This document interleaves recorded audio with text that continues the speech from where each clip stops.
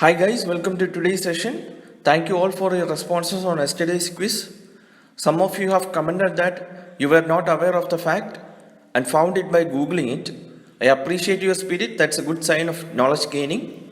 So our question was, what is Link 16? It is a military tactical data link network used by NATO and few other nations. It supports the exchange of text messages, imagery data, digital voice, etc. between the member nations. So basically it is an information exchange network, and our NASAMS 2, as I said in the yesterday's video, is compatible with Link 16. Hence India would also benefit service of Link 16 once we start using NASAMS 2. That is it. Let's start today's session. First question for the day. With reference to delimitation of constituencies, consider the following statements. Statement 1. The Delimitation Commission is appointed by the Election Commission of India. Statement 2. Its orders have the force of law and they cannot be challenged before any court. And statement 3. It is constituted after every census. Which of the above statements are correct? Option A, 2 only. Option B, 2 and 3 only. Option C, 1 and 2 only. Option D, 1, 2 and 3. Correct answer here is option A, 2 only.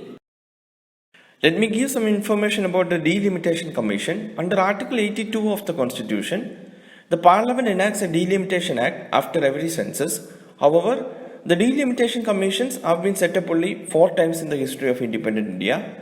First was in 1952, then 1963, then on 1973, and the last one was on 2002. So it is not constituted after every census. Hence the statement 3 is wrong.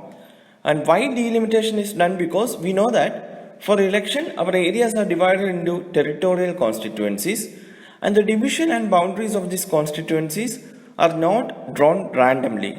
So it is a delimitation commission which decides on this. And so it aims to provide equal representation to equal segments of population. For example, we know that there are migrations, death, birth all happening. So the number of population in a constituency is not static always. Hence a balance have to be maintained. Take example of UP. It got 80 Lok Sabha constituencies, which is largest in the country. And take Kerala. There is only just 20 constituencies. We know that population of UP is very larger than Kerala. So the purpose of Delimitation Commission is to ensure that population of a particular constituency in Kerala is equal to say 10 lakhs to a population of a constituency in UP, which means that in UP also, while drawing a constituency, they have to apply the same formula for the population that you applied in Kerala. Otherwise, you will take 10 lakh people for a constituency in Kerala and 15 lakh people for a constituency in UP. That cannot happen, and that is the reason for a large number of seats in UP. The population ratio have to be maintained across the country. Delimitation Commission is appointed by the President of India, and its order have the force of law and they cannot be challenged before any court. As you know, in India, for every minute issues, n number of people goes to court, and delay in our judicial process makes things dragging. And so if it is allowed to challenge the order of Delimitation Commission in court, then there won't be any election in India, because this judicial process takes indefinite time for a final verdict. Hence the order of Delimitation Commission are final. Here is the slide for your reference, and this question is important because recently government moved to start the delimitation of assembly constituencies in J&K, which was split into union territories of J&K and Ladakh. Second question, with reference to group of monuments at Hampi, consider the following statements. Statement 1, it was a part of Mauryan Empire back in 3rd century BC. Statement 2, it is located near the Tungabhadra river. Which of the above statements are correct? Option A, 1 only. Option B, 2 only. Option C, both 1 and 2. Option D, neither 1 nor 2. Correct answer here is option C, both 1 and 2. Both statements are correct. The group of monuments at Hampi is a UNESCO World Heritage Site located in East Central Karnataka. Here is the location of Hampi. You can see in the map. It was a part of Mauryan Empire back in 3rd century BC, and it was capital of Vijayanagara Empire in 14th century. It's a wealthy and grand city near the Tungabhadra river. That is map of Vijayanagara Empire. The star marked one is capital city Hampi, and you can see the Tungabhadra river flows nearby. Then what happened is in 1565, Muslim sultanates attacked Vijayanagara Empire, and the Vijayanagara Empire was defeated. This battle is called Battle of Talikota, and Hampi was conquered in the battle and destroyed by Sultanate armies, after which Hampi remained in ruins, and Hampi ruins are spread over 4,100 hectares.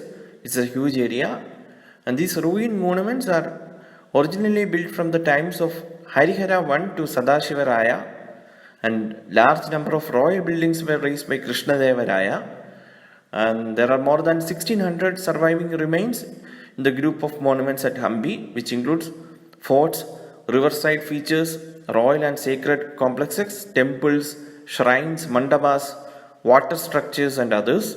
So all these together called group of monuments of Hampi. You will now see few important monuments of Hampi.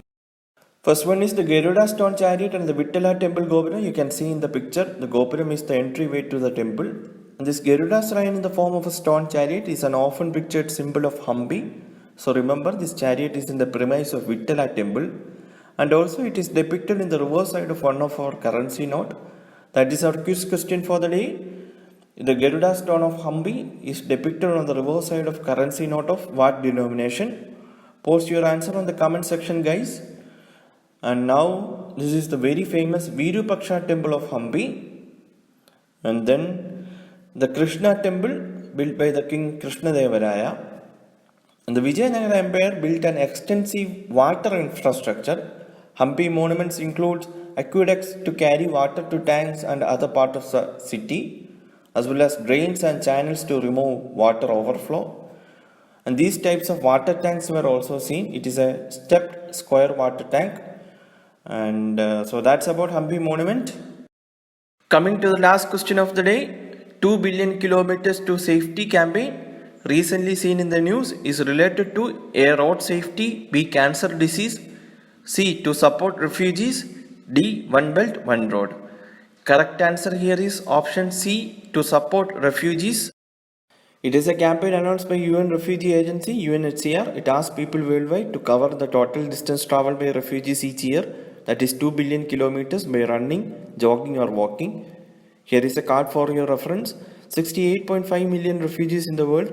Half of them are children and 85% of displaced are in developing countries. So guys, before I end today's discussion, I would like to let you know that the PDF compilations of ClearIAS most probable prelims questions are now available on ClearIAS ebook store. So please check our website for that. And that's all for today, guys. We will meet tomorrow. Don't forget to comment your scores and answer of quiz question. Thank you for watching.